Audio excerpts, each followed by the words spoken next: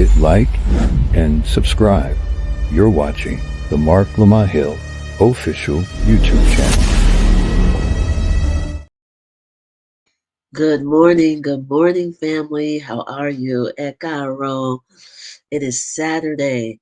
We are ascending here on the Marc Lamont Hill official YouTube channel. So very, very good to have you back. I'm excited about the show that we're about to do. We want you to definitely check in. We want you to put in the chat, in the live chat, where you are ascending from. I definitely want to go back and see all of the regulars. I want to see some new people.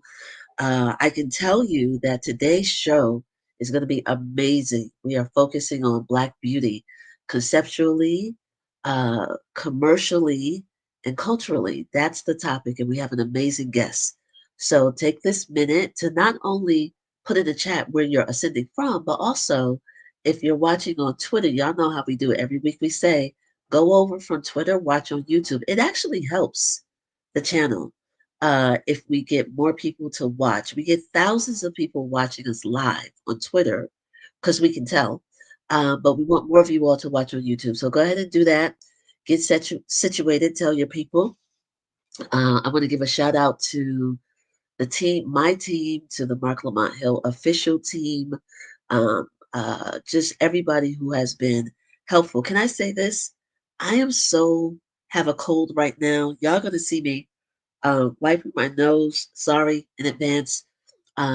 Physically, I am not in the best, but emotionally, spiritually, well, maybe not energetically, but I'm excited. I'm excited to be here. So I told the guys that if it weren't for you all, I'd be walking around with a tissue stuck in my nose because the way that I have this cold, oh my gosh. But just bear with me, but it's still going to be an amazing show.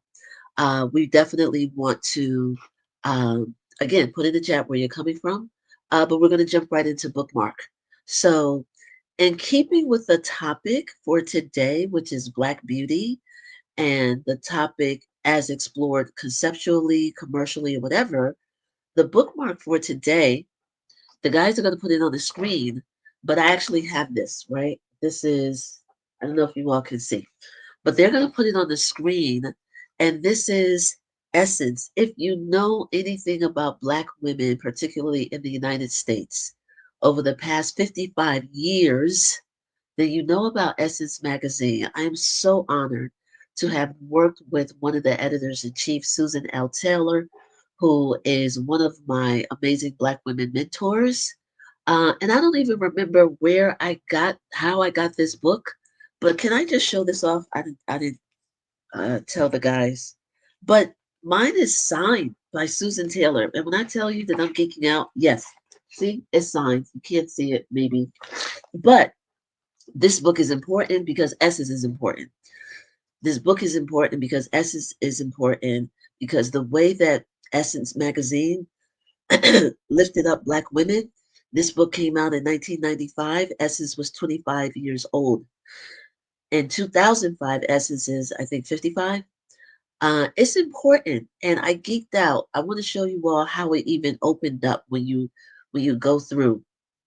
These are just some of the when we first opened the book before they even talk about the business and who published it or whatever. This is what you see, and that's also on the back inside as well. But I can't say enough about Essence magazine, which is still around. Go to essence.com.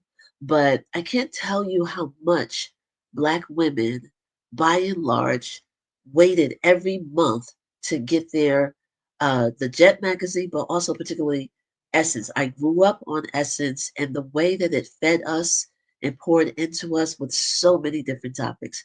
Yes, it was celebrity specific, but also it was spiritually specific in how we come up. And I can't talk enough about it. I hope that you all, if you're interested, if bookmark means anything to you, to go find it. You can literally put it in the title and it'll come up and try to get it from a Black seller. But let me just say, my woman crush. So in the book is a picture of Jolie Lee, who is Spike Lee's sister. When I tell you that that picture and her look, the natural hair, the big eyes, the unapologetic blackness. There are stunning images throughout this book. But when in preparation for bookmark, when I saw this, I was like, yeah, that was my go-to look. There's a picture when she was on the cover of Essence. This is back in the 90s, right? But that was my thing that was like, oh, black women are so beautiful. I wanted to be like the high top fade, but it was curly, like all of that. So that's my point of personal privilege to show the impact that spotlighting black women has on a person. So the media shout out for today is Essence Magazine. Y'all know we do media shout out. So get your hands on a copy, go to essence.com.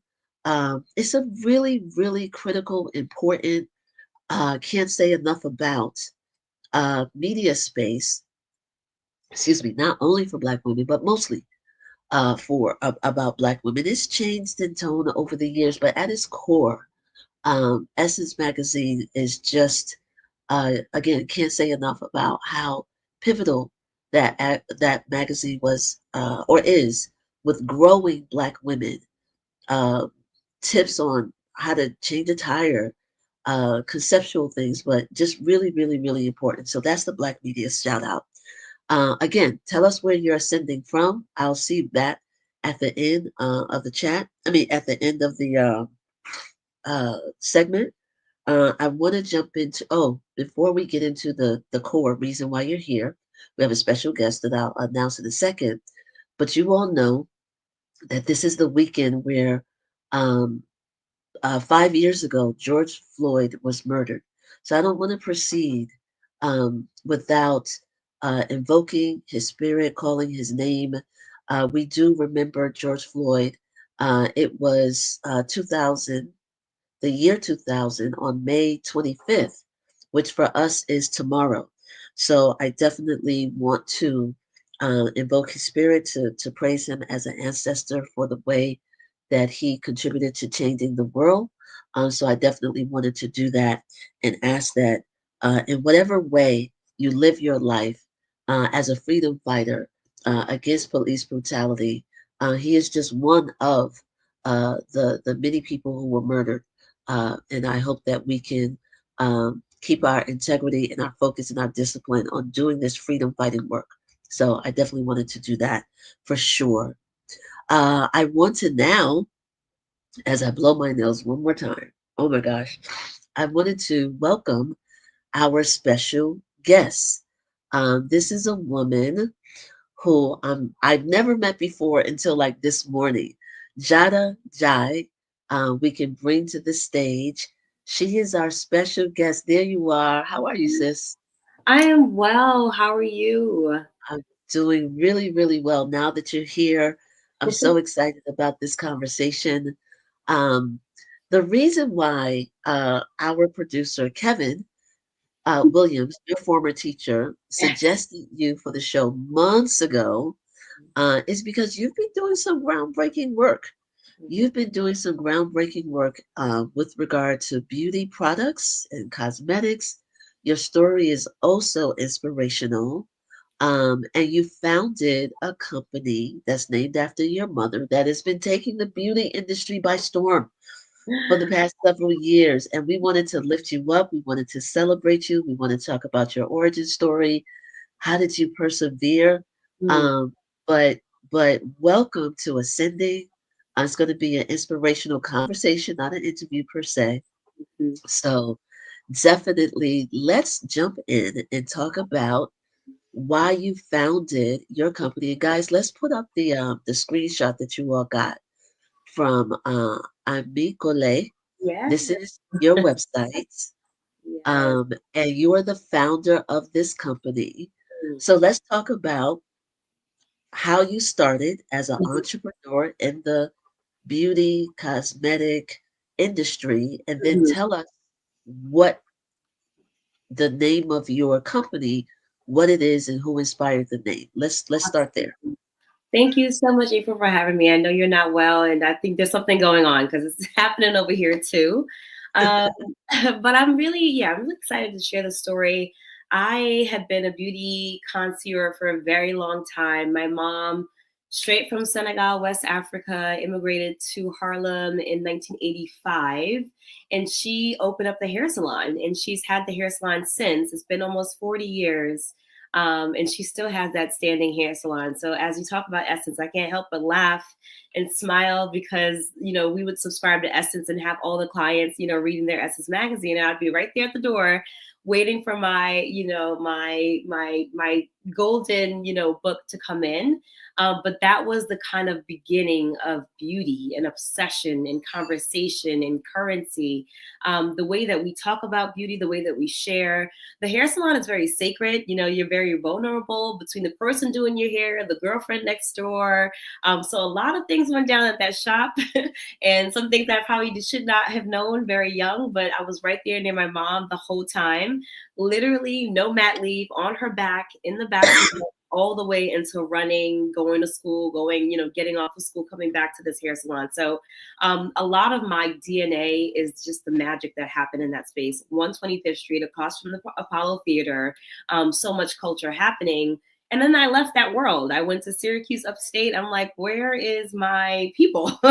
Where are our stories? And I think I left that bubble and realized that the way that I experienced beauty was not true for the rest of the world or general market. So I still, in traditional Jada fashion, persevered and thought that I would be the beacon of change in all these spaces. And I did it all. I worked at Sephora as a cast member during school part-time, got an appetite of the business of kind of selling beauty. But then I would come back, home from college, and then it was like a big Goldilocks experience, going to big corporations like L'Oreal and pushing, fighting for diversity, inclusion, and just was not landing. And then shifting gears and going to a big startup world, $82 million, funded and kind of bankrolled, and first time kind of selling products directly to a consumer versus through bigger establishment like Walgreens and all these other things. So I went there and I'm like, there's something missing. So 2019, honestly, I think I sat down and I asked myself, listen, you've done the jobs, you sat in the roles, you know what the answer is. And you know that the change that you really want to see for the 10-year-old version of yourself, I think you have to do that. So it took a lot of soul searching and courage and my community really, and just really being deeply inspired by my mom. And I think being a child of immigrants, they have, audacious. When I say you don't speak the language, you left your family, you are in the middle of Harlem trying to figure out, there's no chat GBT, there's no internet to call, gotta go get a calling card and all of that. Yes. Like, but let me interrupt for a second, because I am positive that I have probably been in your mom's shop, because during that had to be what, the late 90s, mid 90s, late 90s, because I used to wear braids. Obviously my hair is all natural now, but it has been natural since I was in college. But I am positive, if not your mom's shop, then the one next door. Next door, you know what I mean? Yes. Because that was where you went to get your hair done. Get your hair braided. Yes. Yeah. So that was a part of our expression, and particularly in the 90s when it became okay, people were more okay with being themselves and such. But I am sure I've probably been at your mom's or the one next door. And you're right, that is a sacred space for Black women. Be you getting your hair braided, or just a beauty salon, period. Right? Yep. So yeah, so definitely shout out to your mom. But let me ask you this: what was there? Was your wanting to go into the beauty world and make change and looking for yourself? Was that based on hurt that you didn't see yourself, or was it based on, I just want to do something different? You understand what I'm asking? Absolutely, and yes. It was a healing process, even to myself, right? Like I remember, even like looking in the magazines, wanting to buy the thing, wanting to save up my little dollars. And then I would go with my mom, to Macy's or whatever. And I could see, as I'm coming of age, the person at the counter was like, girl, don't come over here because we don't got it for you. Like, and then I just kept feeling excluded from the story. And, now shade inclusivity is a big, beautiful thing. But back then it was very much not, readily available. So I was definitely healing the 10-year-old, 12-year-old, 13-year-old version of myself, darkest kid, in the class, coming from immigrant parents, trying to find what does beautiful mean, or do I not even ascribe to this conversation because I don't see anything like around. And again, thank God for Essence and things like that. But it's once you left that bubble, it just stopped right there. So definitely a healing process. I think about that when I shoot my campaigns. We have multiple campaigns that I've literally handpicked models that I watched growing up in Harlem, and people a part of the community, people that came to the salon, because we deserve to take center stage as well, especially in the beauty conglomerate where it's like billions of dollars available, but we're not being serviced the right way that I felt. Right, Mm. right. And so very admirable, right? Very admirable. We thank you for your work. But I saw when I was doing my prep for this, I don't know if I saw it or I read it. Because your company and your story has been everywhere, from WWD to New York Times to like the press game is shout out to your PR team and yourself, of course, because it's everywhere. But there was one article that I read, like that's a rapid growth that you had. And Yes. there was one article where you stated, I'm overwhelmed, Mm-hmm. happy, but overwhelmed. And Yeah. what I just learned that you said it was okay Mm-hmm. to share that you're a mom of two. Yeah. Your children are both of them are Mm-hmm. under 4. How in the hell do you keep it going? How do you say that you're overwhelmed and then get back to the middle of balance? You know what I mean? Absolutely. It really is your tribe. Having a tribe, having people in your corner that you're able to have those ugly tears, because there are many a nights. And then we have to talk about the social economic climate as well. I was incubating Ami Colé in my mind and my soul since 2014. 2019 is when we actually hit the ground concepting this. So what feels like overnight for people feels like a lifetime for me. But I know 2019, 2020, to your point earlier, with the passing of George Floyd, I think a lot of people woke up and they realized that they were not, putting their money in where they needed to. They're not contributing to the overall culture and just progression in general. So there was a lot of appetite, I think, 6 years ago, to support Black and Brown businesses. But I think the infrastructure of that didn't allow. So I think in hindsight, I'm so grateful to, at the time, I think it was like one of 20 women that raised over $1 million. Now we're doing much better, but the numbers now are worse than it was in 2019, 2020. Wait, So say that part again. What's absolutely. worse? Yeah, say that again. The VC funding to make sure that the brands that were alive and deserve to be alive, because business is business, I get that. But 2020, all the floodgates that we saw to fund these companies and businesses, I would say, as the economy feels a little tight and a little stricken, more than likely these Black and Brown founders that have been always scrappy and always hustling are feeling it even more. So that VC funding, which is essentially a way to fund your business, to make sure that you can do the Sephoras of the world, the marketing, the inventory, the packaging. You go to an institution, they bank on you and expect a return anyway from like 3 if you're lucky to 10 years. So I was a part of one of those companies, but when I was raising capital, it was alarming how few, Black women, solo Black women, were able to secure over $1 million to support their business and bring it to fruition. So what's happening now on the other side of the pendulum is that, these companies, we need resources just like any other company, right? And we need to continue to do the good work. And while we have been, we've made a lot of strides, because baby, when I say I was ready, when it was time to hit go, I was like, let's go. And you see that.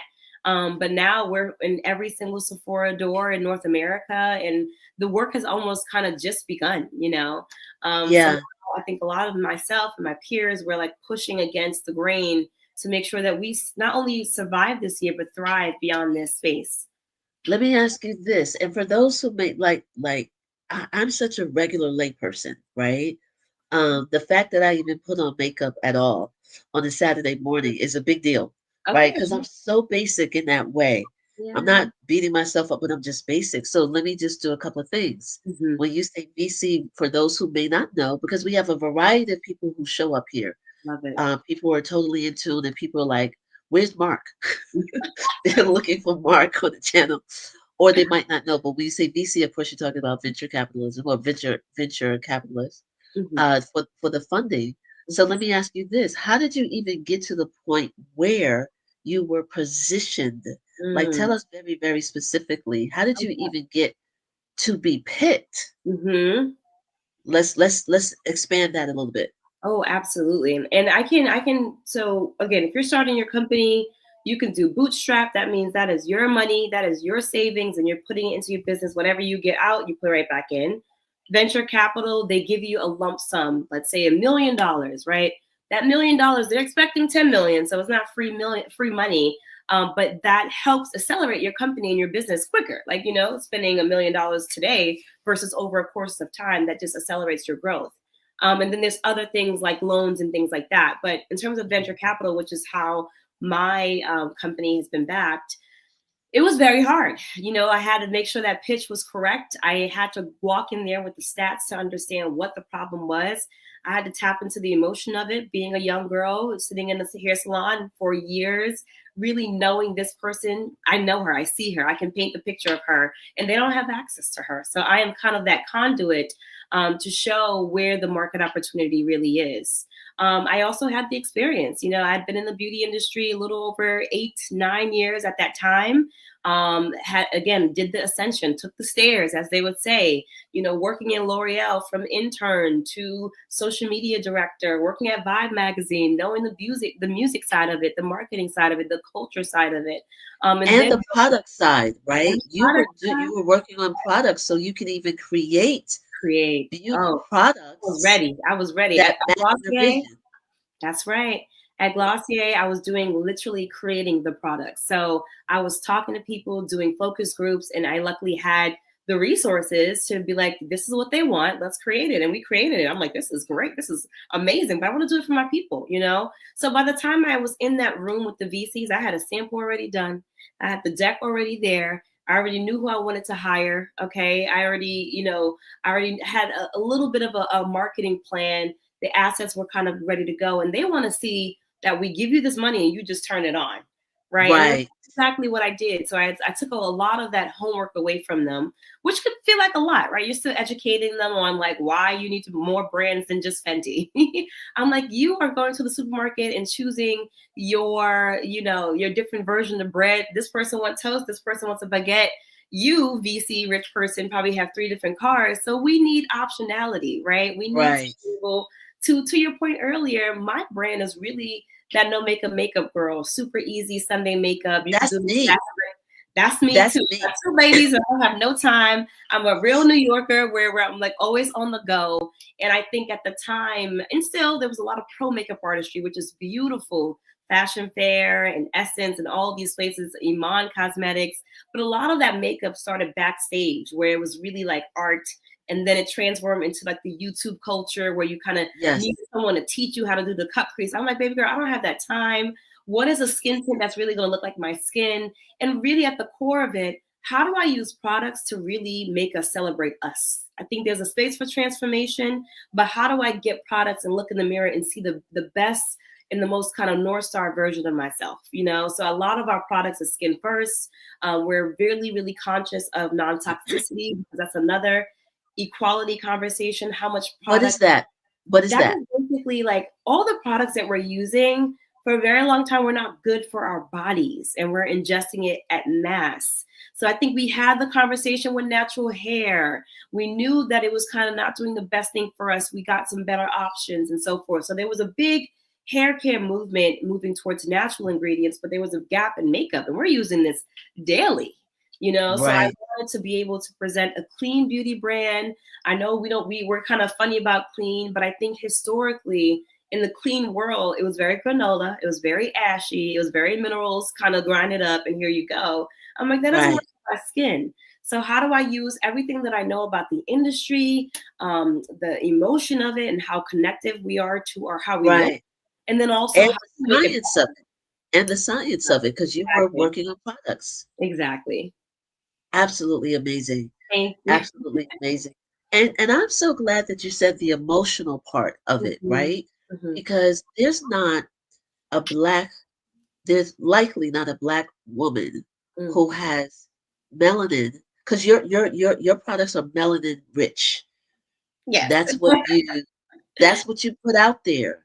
And Yeah. we thank you for not abandoning that, right? Mhm, Because our mothers, like the generation before me, mhm, was that the baby boomers, I would see my mom growing up. mhm. Sometimes the makeup looked like pancake makeup. It was a shade lighter than her. So you Mhm. could tell, is what I'm trying to Yeah. say. You could tell sometimes in the generation before us and before Mhm, yours, mhm. that a black woman was wearing makeup because to your Yeah. point, it wasn't available in the stores. It was almost fashion, right? When you kind of see Naomi Campbell, it is like, and then you just see two pink, blue, Yes. red, The yes.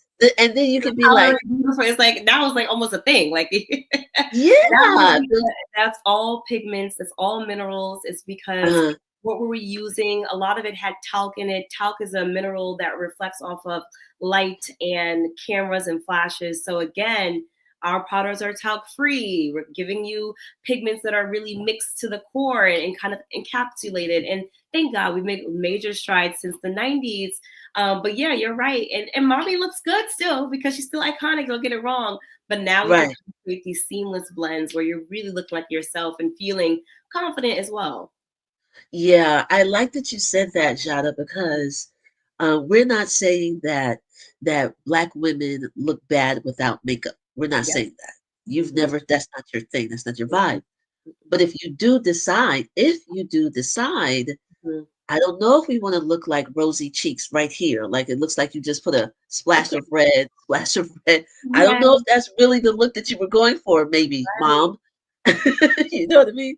She didn't have options, but now she has options. Thank God. Yes, So yeah, so now yes, it's a matter of keeping up the pace because then now you got so many options. It's also, yes, staying yes, the course is I think the hardest part, staying the course, not being discouraged, regardless of what's going on in the world.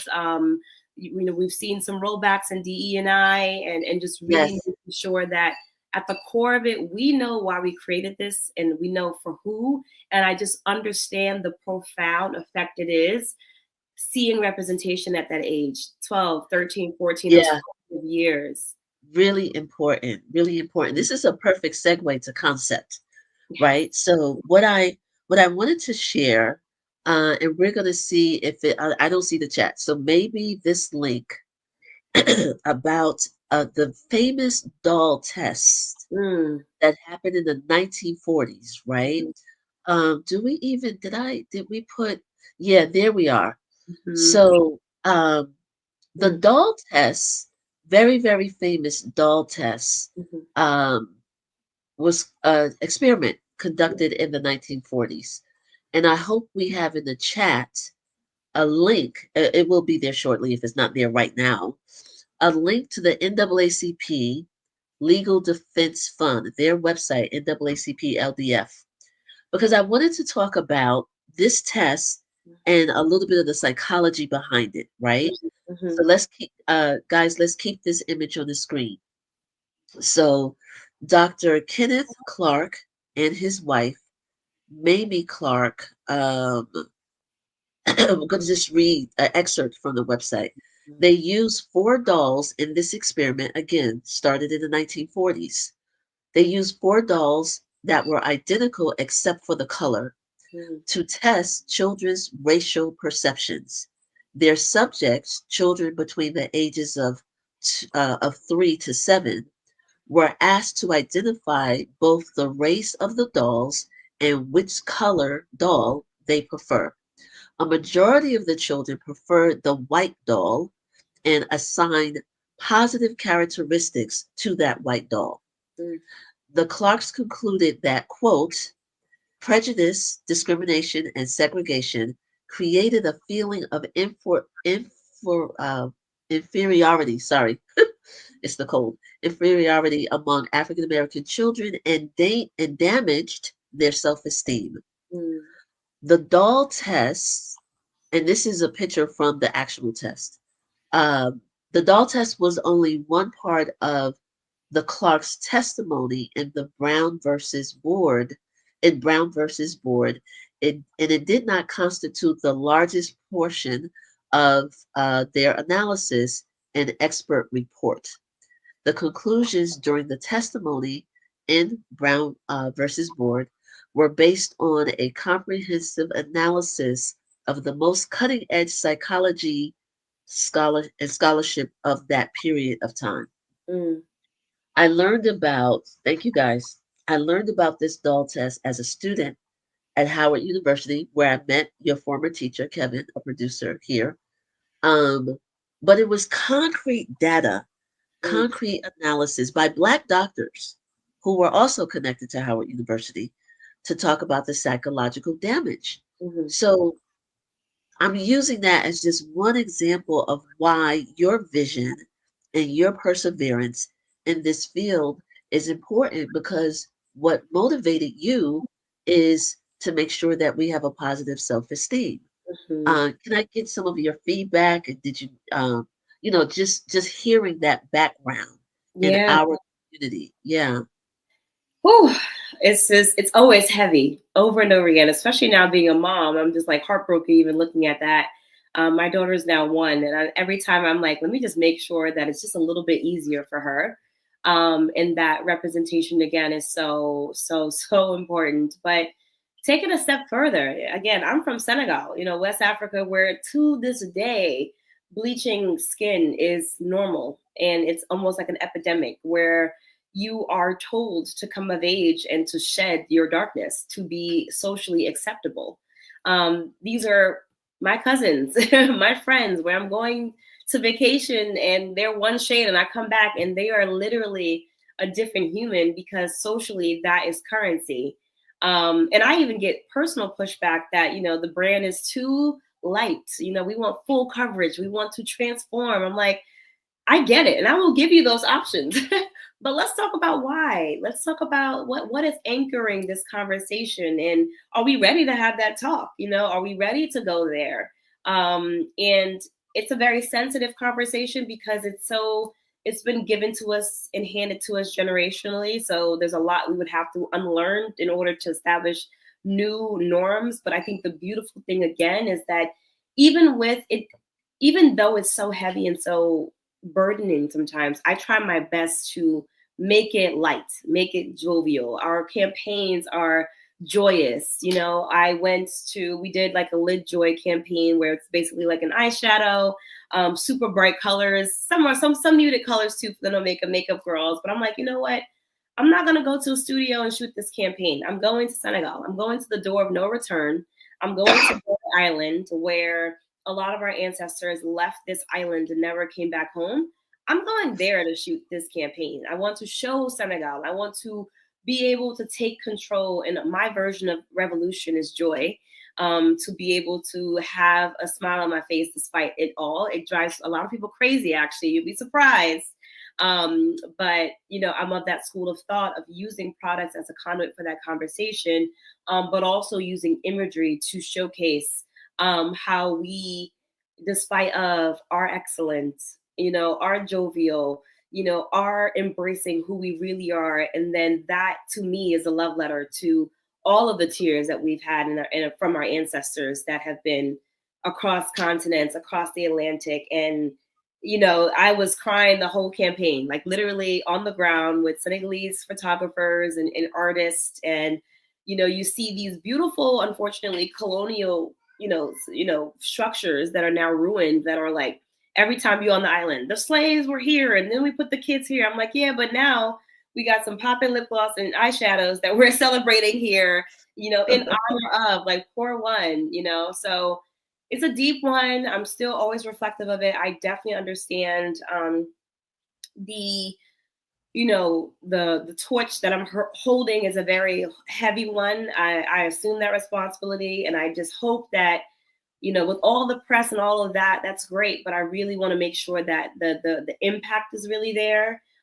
Even when Ami Colé, God forbid it's anytime soon, even when we're not here, make sure that people know before I shoot this campaign, do I have the right models? Do I have the right campaigns? And listen, everyone, it's an ecosystem. We have the Jackie Ayenas as influencers on YouTube. We have Gloria out on TikTok holding these brands accountable. So this is my soft version of the revolution, creating beautiful products to really see ourselves, but really, really banking on these imageries to be like, wait a minute, a billboard in Harlem and Times Square of a girl that is deeper than tan, like, whoa, that can stop you in your tracks and have Yeah. this evoking emotion in you. Yeah, I'm so excited to be in conversation with you because this is really really inspiring. I want to say thank you. Like we always say, I'm always talking about people who give a damn, right? People who made a decision Mm-hmm. to not go the regular way, to not bow down to the status quo. That is really, really important. And I thank you for being the inspiration that you are because you have this multi-million dollar business. You're the mother of two. Just really, really excited. I want to talk about Ami Colé. Yes. It's named after your mom. Yes. In what ways did your mom, your community, your tribe pour into you to make Man. you be the person to give a damn? So Yes. let's talk about what it means and how your tribe poured into you. Oh, wow. Yeah. So two things. I think from a beauty perspective, again, similar to probably every Black girl, Black and brown girl, melanin-rich girl, because honestly, I have a lot of conversation with my Indian friends, my Saudi friends, and you'll be so surprised the similarities with our mom and their and their habits. But my mom in general is just such a classic. She's, I think, very similar, April, to you. I don't want nothing new. Give me whatever works for me already. If it's not broke, don't fix it. You know what I mean? So when I'm thinking about products and our reason to be, I always think of like, what are the products that can stand the test of time? What are the products that can actually stop my mom from her routine, switch her to a new one, and make it better than what she had? That And is so real. That is such a real thing. Listen, she using the same soap since '89, same brand. She's like, if it's not, I'm not trying to hear it. I'm not trying to hear it. And it takes, I'm like, Mom, just try. And then she's like, oh, wait a minute now. I'm like, oh, yes, approved. Right, right. And then you have the tribe of it all, right? Coming to, again, this is 125th Street in the 80s, 90s. A lot of we were pretty early, I would say, in terms of building out the little Senegal in Harlem. They were one of the first to kind of come in and kind of, set up shop, I guess you would say. So community was everything. That shop, like those are my aunts. They Right. took care of me after school, got me. We did the little, pool where this person will pick up that person. And my mom was able to do because of that community. I was talking about it the other day, and I would be there, to when my mom would have to, close down that door and have those conversations like, baby, welcome to America. This is what it means. You got to do this, Yeah. this is where Yeah. you're going to go shopping. This is where you're going to go to the dentist. And that level of support and safety is so sacred. And I'm so happy that I experienced that. And I knew that so many women trusted her with their deepest, darkest. And they knew that when it came to matriarch, she could go there. So again, when I think about the brand, regardless of whatever is in your makeup bag, you just know that it feels real good and real home to be with Ami Colé. So, my mom is forever my inspiration. She continues to challenge me because, as you can imagine, she's like, girl, why do you have to be hard-headed and start a brand? Why couldn't you just stay at L'Oreal with your benefits and not stress us out with all of this stuff? Like, why? But I think she's now starting to kind of exhale a little bit. We want Oprah's favorite thing. She's like, okay, wait a minute now. I think there's something going on here. Like you made a good choice. You made a good choice, daughter. In her honor. What, And yeah. what does it mean? What does Ami Colé? What does it mean? Yes, that's a great question. So I think technically it means close friend. Ami, friend, Colé, it means stick or close. So Okay. ironically, close friend is what my mom named. But in Senegal, there's not. Oh, wait. Hold on. Your Yeah. mom named the company? No, her name is Ami Colé. Oh, okay. Okay, gotcha. Named it after her. So yes. Yeah, but in Senegal, even Jada, like we have loose definitions. Like my name is like closest to God. But in Ghana, it's different, right? In Ghana, if your name is like Kwame or Abena, it's actually depending on the day you were born. On the day of the week, yes. The day of the week, exactly. So yes, named it after her being. I didn't have no choice. In my heart, even when I thought of the concept, I'm like, this Ami Colé. That is so great. That is so great. Everybody, we're talking to Diarrha N'Diaye. She is the founder, young founder of Ami Colé. You have the website there. We want to remind you, everybody watching on Twitter, switch over to YouTube. Come on over to YouTube, because that you watching this on YouTube actually benefits this independent media space. So we're not just asking for the hell of it. We want you to support independent Black media, so that helps. We're got a couple of thousand people watching, but most of y'all are on Twitter, so switch over and tell us where you're watching from. Also, Jada, you have been amazing. I want to see if the guys have seen some questions. I wanted to hear from the comments a little bit early. Can you stick around for a couple of minutes to see if there's, oh yeah, there's some starred, sorry, there's some starred people. Wow, Tony Africa. So wait, you got 5 more minutes. Yes, Yes, that's what I I'm meant to here. ask. I'm locked in. I'm Okay. locked in. So Yeah. Tony Africa is watching from Kenya, Wow, Nairobi. Yes. that's epic. Rolando, hey Rolando, he's back. And what does it say here? Can you all put Rolando's chat? I don't know why. There's a comment here from our regular.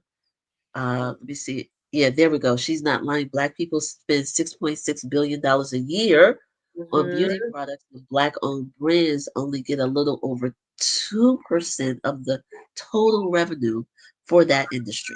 That's right. That's right. Staggering stats, and I think that 2% is lower these days, It's unfortunately. lower, right? Yeah. Can I say this, that I went to Sephora a couple Mm-hmm. years ago because I don't do makeup, but every once in a while I get a spurt. Like, let me try to step up my game, right? This was Love it. several years ago. I didn't know about your company. Mhm. So I asked the lady, where are the products made by Black women? So she took me to the back. Okay. Ironically, it was in the back. I was gonna say, But here's my insecurity. I wanted to find a way to ask her, no, really Black women, mm-hmm. not Black women who are fronting for a white company. And I had no way of knowing, right? I'm a Yeah. novice in this world, and I just had to trust that the company, that who they were showing me, and Mm. I did buy products. I didn't know if this is a front for a white company. Is it an Mm. offshoot of L'Oreal? I had no way of knowing, but that was in my mind because I went there to support a Black run, particularly Black women run and owned. Mm-hmm. Uh, Yeah. do you do you get people like, you ain't really the founder, like Oh, you didn't really do the science. You know how yeah. you didn't. Black people don't raise that kind of money, and yeah, right. People listen to you with your dark self. Like, do you get the disbelief? You know what I mean? Oh, you Do know you? what? Interesting. Not blatantly, because I've been doing this kind of very vocally on Instagram. So a lot of people have been following my journey when I just had like a mood board. So I think that I don't get that. I do know celebrities get that a lot. And there's some celebrities that really do have some skin in the game. Like Tracy Ellis really does try every single product and so forth. So it's a tough conversation because I actually just read Mael's book. Monique from Mael. She just sold her company, one of very few Black-owned brands. Sold her company to P&G for north of $600 million, and she was talking about the backlash that did happen when she quote unquote sold out and sold into the institutions that would unlock the next level of growth, right? I think it's a very sensitive and sensitized conversation, and I totally understand that for us, by us, for sure. The issue there is, how do we survive, right? I think the world of Madam CJ Walker, we don't see that many versions of that now in the way that we do commerce. Unfortunately, you can't help but to sell in a store, to sell on your .com, to sell via social, right? Those are your three options. And all three of those are very capital intensive. So Mayel example was bootstrapped, Black owned, her and her husband and her 2 kids, until they were like, oh, wait a minute, this is our glass ceiling. We can't break through unless we got the backing. And they got in the VC capital, I believe, or private equity, which is a whole nother conversation, to be able to say, hey, here's $2 million, pay off your debt, get in the stores, make sure you have inventory. So I'm sure a lot of people are feeling the frustrations where you might find your favorite Black owned blah, blah, blah. And then suddenly it just stops. You go to the shelf, it's empty, they're sold out. You keep going to their website, they can't fulfill these orders. And then you're like, what happened? I love that brand. And it's because everything is infrastructure. If you don't have the infrastructure and the capital and the machine and engines behind it, it's really hard to get there. So the Black owned brands right now in Sephora, Pat McGrath, Danessa Myricks, who for 20 years bootstrapped her company and finally got PE money, is now able to start knocking on doors and getting onto more shelves and saying, wait, hold on. What's PE money? What's that? PE is private equity. So it's a version of venture capital, but their goal, once you do venture capital, is like it's like a betting game, right? 1 in 10 of these, 1 in 10 of these companies that I'm putting $1 million to $10 million on, they're gonna pop off. The rest of it, if you don't pop off, I don't care. Private equity, we're giving you this money and we're gonna flip this money. So they do a little bit more diligence to make sure that your company is actually viable, hitting all of those marks, and they have a clear path on how you could take it from here to C. Less of a game. So it's very, very tight and very, very strict line. But again, if you're aligned with that partner, you're going to say, okay, you're giving me this money. Within 5 to 10 years, I want to sell to L'Oreal. I want to sell to P&G or another conglomerate. Some conglomerates now out of Kenya that are purchasing companies and businesses. So again, it's a very sensitized conversation that I know there still needs to be a lot of education on. But I know brands personally that I've kind of grown up with that are bootstrapped and struggling so bad. And now their beautiful products are not able to see the light of day because of the financial constraints that it requires to be, especially in an Ulta, Sephora, CVS, Wayne Reed. Like those are a lot of shelves, 1,600 doors that you're going to use 2 to 3 SKUs for on a weekly basis. Like, unless you got money already, it can be really tough. Wow. We have a question from Rolando, who's with us every week. Shout out to Rolando. He says, I have a question. Do you ever plan to expand into skincare? I would love that. I think the limits are limitless. We started off with 3 products. We dabbled a little bit in fragrance, in terms of like home fragrances is a very, very, very big part of my culture. In Senegal, we call it chudai, but we had like these little incense papers just to test it out because, again, a lot of it is ritual. Sitting down, hearing your playlist, putting on your thing. So real. Setting you just said the whole thing. I like to set the tone, so I had a little bit of that, but I would love, God willing, to continue to build Ami Colé. I think we just scratched the surface. We haven't even gone to London yet. We haven't been on the continent yet. We have only one retailer in Senegal right now distributing kind of third party, but there's just so much to do, so much to learn. The infrastructure of London is different from how we market here in North America. Yes. Canada is different. All of these different spaces also look different from complexion. What does expanding outside of Melanin-Rich look like, but still feel true to who we are? That's a big thing too. Wow. I saw you on the Tamron Hall show. And you were like something along the lines of, for those who are not melanin rich, dark brown, or black skin or whatever, you were like, but those human beings can wear mascara. You know what I mean? So in other words, your company is for, even if you don't have melanin rich skin tone, there are other things that your company offers.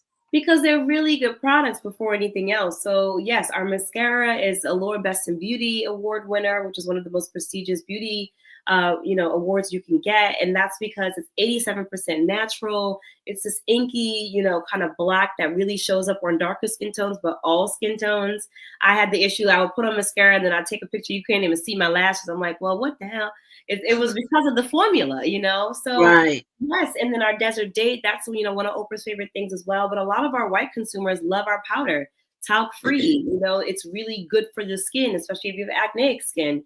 So Right. it's a tough conversation sometimes because we are definitely champion our girl, but sometimes you can easily be pigeonholed to the back of a store somewhere when they Yeah. Yeah. you're only for that person. So there's so many nuances and layers that I'm having to kind of unpeel like an onion, and it can be very Right. challenging to make sure that I'm true to who I am and what we service, but also realizing that this is going to be a global beauty brand. Yeah.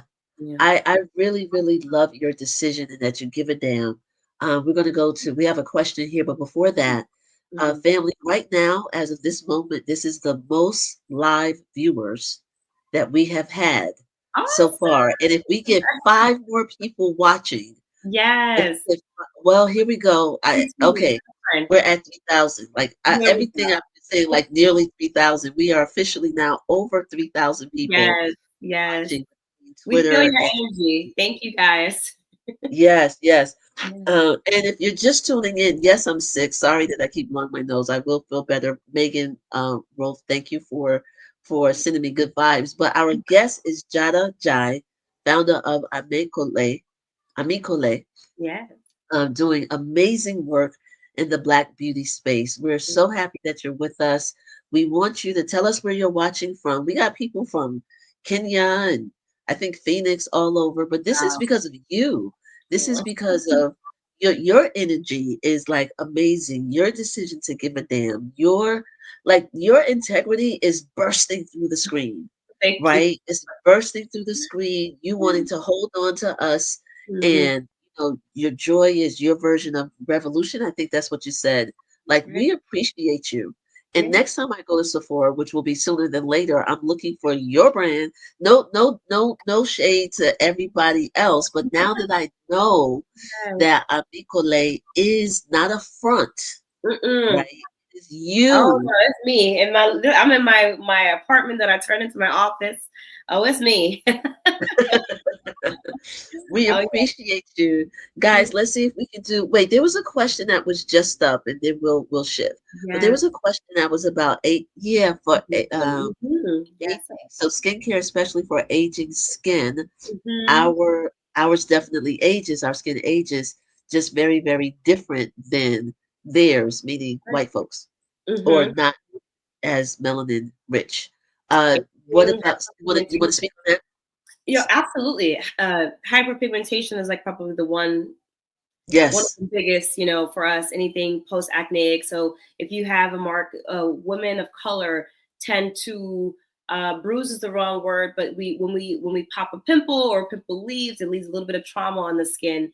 That trauma right. interacts with air and turns dark, so it kind of darkens those spots. So it can be easy to have darker spots, and it's definitely sensitive to the sun. So again, this is why inclusivity in terms of creating products really is important, because you need to understand how this person, her life, her routine, like, you know, Yeah, is she yeah, outside? Is she indoor? You know, how is her skin aging? yeah, What does collagen mean for her? And if that means an extra boost of hydration in these yes. forms. So yeah, you're right. It's definitely really, really important. And yeah, and then again, to representation, I think that when I built the company, I remember working in the beauty industry and everything was about the French, easygoing girl in the breeze. I woke up like this. I'm like, first of all, we have that version as well. When you're just like Yes, effortlessly fly, that girl from Brooklyn, you're like, what is her sauce? And we right, cannot showcase that because they are unaware of what that means, right? So I think right. that for me, easygoing and no makeup was the anti of what you saw, which is like, you know, 23-year-old white girl who's just like not wearing any makeup and with perfect skin.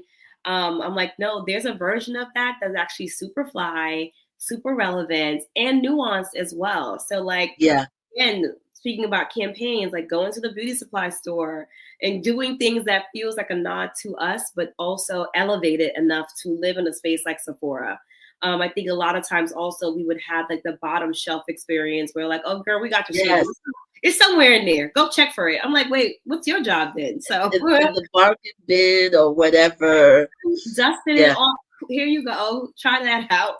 And then you go back to the store, you can't buy it again because they're out of stock or something like that. Right, So right. again, we did all this research and it does exist. This is really tactical, tangible data. Like Nielsen did a study and so, like 7 out of 10 Black women were disappointed with their purchases. And the reason why we spend so much is because we're having to buy 1, 2, 3, 4, 5 shades to That's know real. Just to test when we get home. you don't have an Yeah. option, right? And like, are you really Right. going to return it? So we're spending so much because we're not finding everything on first go. Yeah. That's so real. Mm. That's so real. We're gonna close out in just a moment, but there's one I'm gonna put this was a comment and not a question that the guy starred. It says, I am sure the music industry favored to promote lighter complexion from our communities over darker complexions. Sorry. It's sad, but it's a reality. I love that you said earlier that part of your ritual and how you build yourself up included music. You know what I mean? But we have the music industry, the media, the television, the film, every basic sociological institution in this country, yes, lifted up lighter skin than dark skin. And there are those isms that we have in our community as well. So we appreciate that you're like, yeah, whatever. Period. Got something for you. Yes. And finding people along the way that believe the same thing as me. Like Yeah. one of our investors, Kelly Rowland, right? Like that was I missed that. I missed that. Kelly Rowland is one of your investors. I love it. She came in last year and she's like, this is what I was looking for. And she's giving me all these stories of how she's on set and they would have things for B and Michelle. And she would just be like, all right, I guess I got to go back into my makeup bag. And I'm like, even at that level, even at that tenacity, you're still needing to come on set and fill in the gaps. And I think that conversation needs to change. That needs to change. And thank God for the internet as well. We're able to democratize a little bit more. So I think the things that were formerly hidden from us happening in these spaces in Nairobi, in Kenya, in South Africa, and London, wherever, Brooklyn, we're able to see that now through our phones. But now we have products as well, Afro beats as well, where we're kind of like showing different versions of that. So that's really exciting that we're in this period. But staying focused is going to be key for us. Yeah, you're doing amazing work. You shouted out Johannesburg and South Africa, so I wanted to put that up there.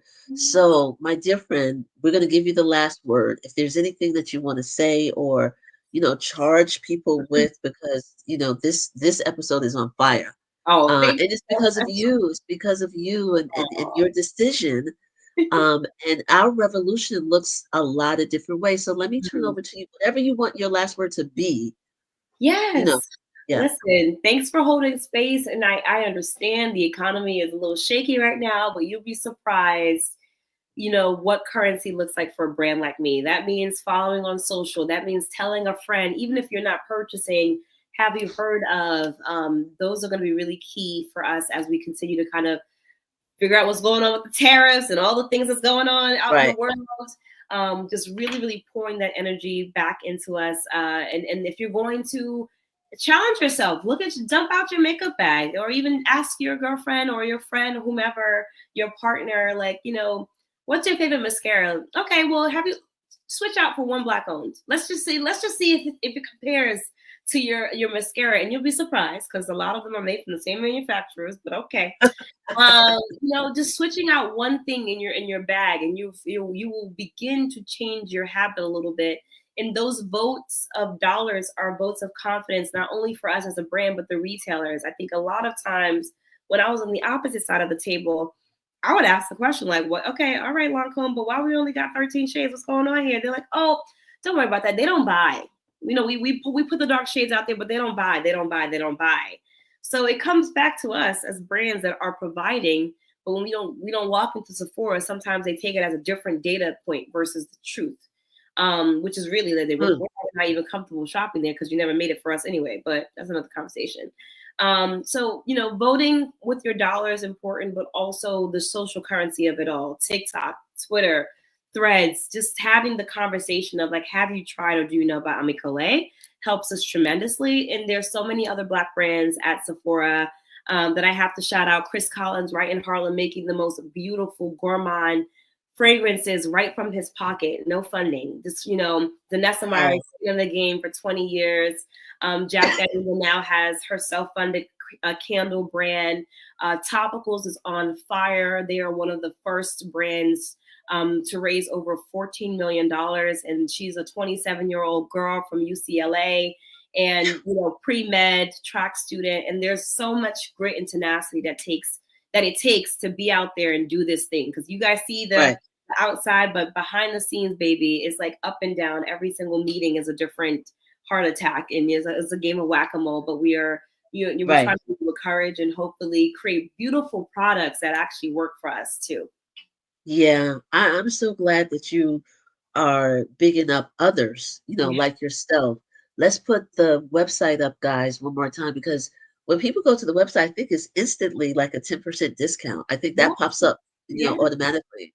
Beautiful. So, yeah. Enjoy. It's a labor of love. It's a love language to us. And hopefully, we're only 4 years old. We just turned 4 last week. So we're still a very young brand. We're still a very young brand. We have a lot more work to do, but we're working really hard, as you can see. You are doing amazing work. So shout out to your team. Shout out to Kevin for making the introduction. So I don't even know how to say, like I always say, my grandmother used to teach. She never said goodbye. She would just say so long, because of course we're gonna, reconnect some kind of way. Yes. But I am going to do that today to make my purchase. But I love that you said that it doesn't have to be a purchase. It could be, guess what I saw on Ascending, right? Sharing this video. Go back and comment, like for those who are watching later, comment, share the video, all those good things. So we really appreciate your taking the time this morning. So my love to your family. We will see you online. Definitely. Thank you so much. Thank you so really much. Appreciate you, Mr. Williams, everyone. Thank you. Thank you. Family, we're about to close out. Sorry that I'm sick. Um, it's just a cold. Everything else about me is like vibrating at a high level. This was an amazing episode, our most watched today, episode 19. So I'm going to do the here for the comments. I'm going to do that just a little bit more. But let me just tell you also about our Raz Baraka fundraiser, right? You've heard me been talking about this since February 2025. The event that we talked about last week that's going to be May 31st is still happening, but it's not happening in Bed-Stuy, Brooklyn. It's going to actually happen on, it's virtual. So guys, I'm sorry. Let's put up the email, support for Raz at Aquila. Oh, well, there's the website. Yep. There's the website. So even though if you go to that website right now, which is going to show up in the chat, you're going to see that it says May 31st, 7 o'clock at Asasaya. We will change that immediately. This is breaking news, right? We're going to change that immediately, because what you're going to see instead on that landing page is how to register for the Zoom webinar. So it's still Saturday, May 31st. It's still going to be 7 p.m. Eastern. It's still going to be Mayor Raz Baraka. He's the mayor of Newark, New Jersey. It's still going to be him as the guest of honor, who will be there to answer your questions, to give insights about why he's running for the governor of the state of New Jersey. So go to that webpage, and as quickly as we can with this breaking news, you'll get how to register. Tell your people this is a critical election coming up on the Democratic primary is Tuesday, January 10th. Everybody who lives in Jersey, definitely let's get him elected. Do your part. Tell your people if you don't live in Jersey, but you know someone who does. Excuse me, really, really important. So I just wanted to make sure that we share that. So we are back here next Saturday, 11 a.m. Eastern. We've been doing this since January. Again, thank you to Marc Lamont Hill for giving me this space. I'm having a ball, even though it might not sound that way. Thank you to my team. Guys, did I forget anything? I hope I did not. Oh, there we go. So I am on social media as well. You can follow my personal account, which is mixed with some business, April R. Silver, and the business that I run, which is a PR agency, Aquila Works Owns. Everywhere on social, that's where we are. So I think we are about to close out. Thank you for making this the most viewed people. When you sign in next week, go to YouTube, Marc Lamont Hill Official. Watch there. We will be with you again. Family, I appreciate you so much. Remember to comment on the watch page on YouTube because that helps us a lot. So thank you, family. I will see you next week. In the meantime, stay up.